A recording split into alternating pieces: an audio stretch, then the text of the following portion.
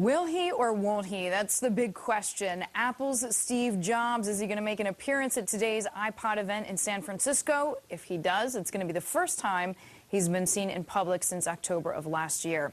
Markets editor Andy Cinco is surfing the web for any last-minute developments. So, Andy, what do you have? Deirdre, it's very much a toss-up. You know, Steve Enderle thinks he could very well show up, but in what form? Would he be on stage? Would it be via a video link of some sort? You know, it certainly runs the risk that if Steve doesn't look all that great, that perhaps investors and analysts will get a little bothered by that. On the other hand, you know, there's another blogger who was out there saying he didn't think Steve Jobs would show up. And last night we interviewed Mr. Munster of Piper Jaffray, an analyst there, who thought very well that Steve Jobs would show up. There's a lot of speculation about this because of his health and his concerns and how much he's involved.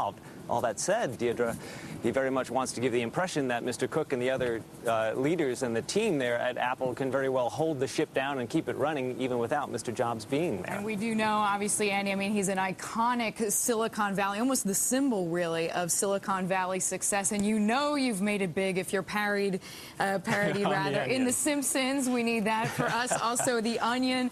I searched this earlier. Yeah, Apple good. unveils a new product unveiling product, which essentially was introing another Steve Jobs. But we do want to mention, you know, even Forbes recognized him as the most powerful businessman in 2007. So jokes aside. Right. And Deirdre, there's huge amounts of speculation and rumors going around this event. It's interesting going back through the websites and the blogs. You know, there was a veil of secrecy that came down when Steve Jobs actually returned to the office. So this announcement today, Deirdre, could be many, many different things. There's this widespread expectation that it will add cameras to iPods and the iTouch. On the flip side, though, there could be something called Cocktail, which for those older folks in the audience like me who used to sit around looking at album covers and the inside art and reading the liner notes, that could be coming into iTunes users in a new sort of product.